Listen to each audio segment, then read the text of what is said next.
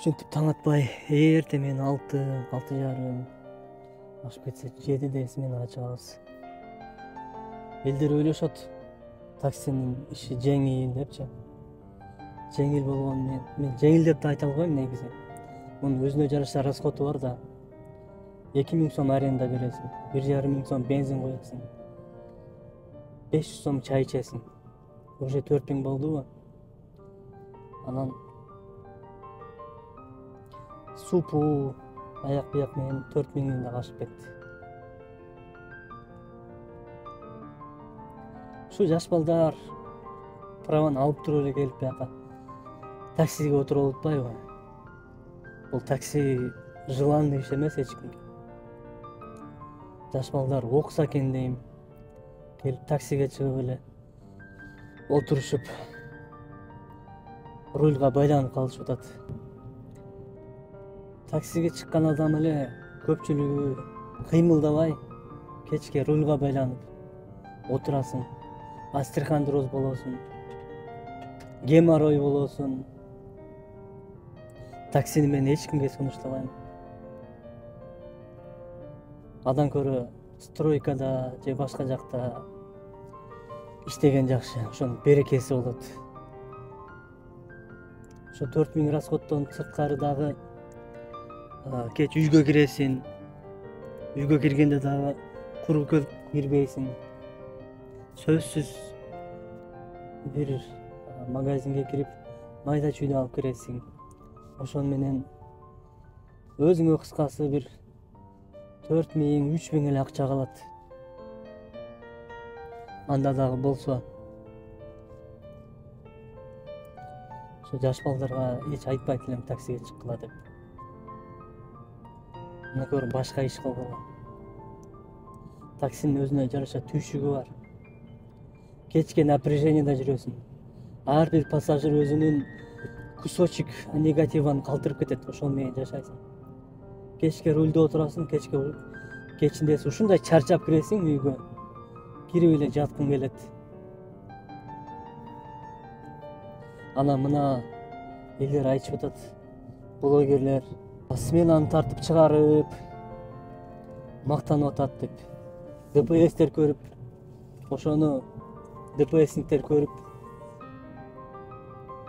ушул таксист немени сменасын тартып чыгарбай эле койсо деп айтышып атат. Эми блогерлер түшүнсө болот. Алар сменаны тартпаса андан башка эмнени тартат? Өзүнүн кылган жумушу ушул болсо. Мен ишенбейм, мисалы, бир ДПСник ушу бир блогерлерди көрүп ошодон результат алып аткан. Болбогон нерсе ал. Анча-мынчасы айтып атат, ушу сменаларды көрүп, манча иштедим, мынча иштедим деп айтып, үй бүлөлөр ажырашып кетти деп. Кантип эле ушундай болсун? Значит, ал ажыраша турган болсо, анын башка себептери бар. Эч качан такси блогер же болсо башка нерсе себепчи болушу мүмкүн эмес үй бүлө ажырашышыначы. Ал сүйлөгөндөр хайп кылайын же болбосо дагы бир башка бир максаттар менен чыгарышып атат. Таксинин реальный иши ушул. Күнүгө 3000, 4000 эле иштейсиң, чөнтөгүңө калат. Анда берекеси анча эмес.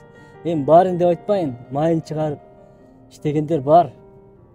Но бирок алар аз эле. Айттым го, өзүнүн расходдору өтө көп бул иштин. Машинаң бузулат, баллон тешилет. Ошого окшогон түрлүү расходдору бар. Ошон үчүн жаш балдарды эч качан таксиге чакырбайм. Башка иш кылгыла. Таксиге караганда доставканын иши жакшыраак, берекелүүрөөк. Ушу таксиге чыгам дегендердин жаш балдардын ата-энелери каякта карап отурат экен? Балам, таксист эч качан байган эмес. Таксист болбой эле кой, башка эле иш кыл деп айтышпайбы экен? Ошол жөнүндө ойлоном. Өзүбүздүн мекенибиз өнүгүп, үй алып, Кыргызстаныбызга кетсек деп ойлоном. Кыргыз 80-90% Москвада таксистер кыргыз экен. Bir günde 80 ming taksisi liniyaya чыгат экен. 80 ming. Жана таксистер бойкот баштап, ошондо дагы аягына чыгарган жокпуз. Эме орустар айтат го, яйца в корзину приносим мы дегендей. Биз өзүбүздүн күчүбүздү билбей атабыз кыргыздар.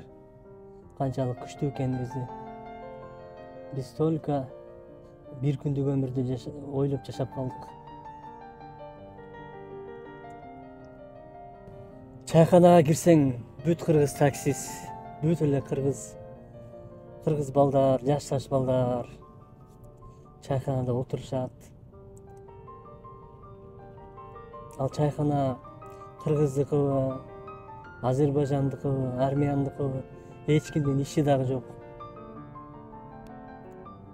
Ошо издеп сурап, кайсы кыргыз ачкан карап дагы кирбейбиз. Туш келди чайханага кирип,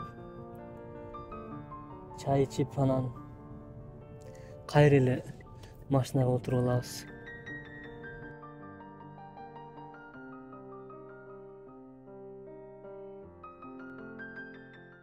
Hey